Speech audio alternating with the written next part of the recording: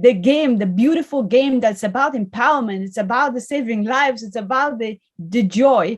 This beautiful game is actually taking place in a stadium where people died because of this game.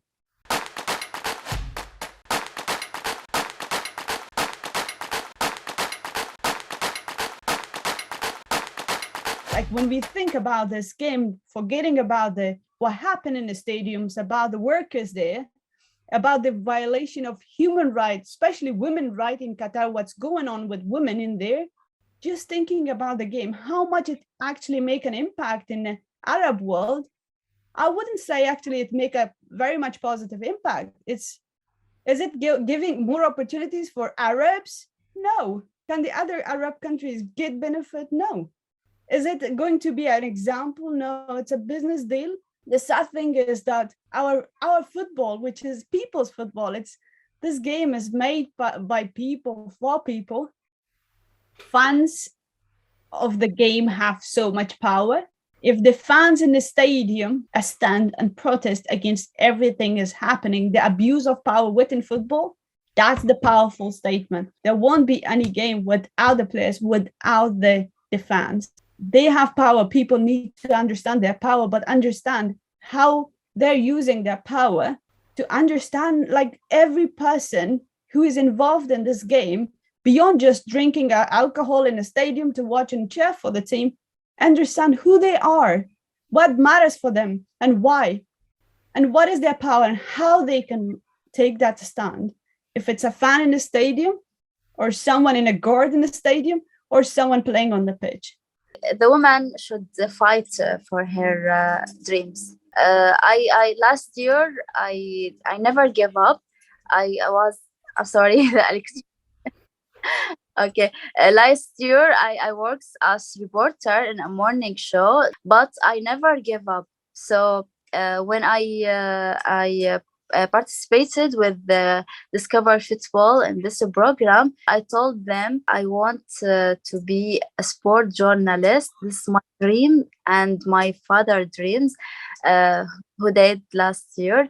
So after 3 months, I became the first woman to analyze football in Iraq.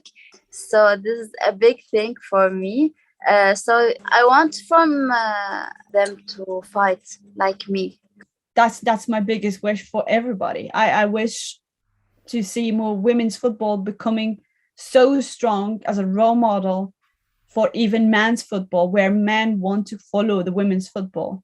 I am very optimistic for the future of women's football in general because of the players taking a stance. We have strong players, strong people within this game that is leading the way, both financially and commercially, and also when it comes to activism, they are standing and taking a strong stand.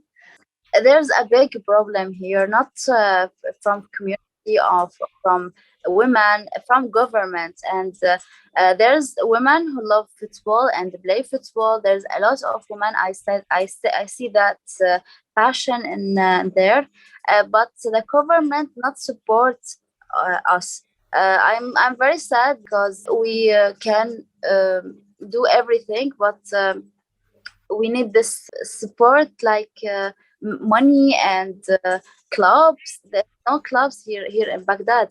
There's 2 or 3, and we didn't listen about it. So this is the problem, the really problem. When I started kind of like raising awareness, seeking for help for my players to get them out of Afghanistan, all the evacuation process of our players, that their lives were in danger. Meantime, I could see that the campaign and this road shows of World Cup in Qatar started, knowing that a country that hosted or was the home of Taliban, or their home office was there and their flag was there. Now seeing that flag and those people back in my country, I hated everybody who went there. I hated those players who contributed there, who went there, especially the people from my country, the women from my country, knowing that what happened to the women of Afghanistan, how those countries supported and had the base of those terrorists, and now that terrorists took over the right of women. Young girls 2 weeks ago were killed by Taliban in a school where they were hidingly studying. They were all young girls, they were killed. Football being a kind of a platform, the thing that I always loved, I hated at some point, I hated that what is happening, and especially those figures, those people who, the players who are very close to myself, was that I was seeing them as a role model, that when they started advocating for, I felt so bad about it. And it like loses respect from my side. I'm very sorry what's happened in your country. I think maybe the situation in my country, it's better than yours, but there's the same war and the same pain. I lived in Syria. I saw the war in Syria too, the war in Syria and Iraq. So I think it's very difficult situation, and we as women have to support each other. And I feel sad when I talk normal like football and football, and there's a pain in you. So I'm sorry about this. No worries. It's just the reality.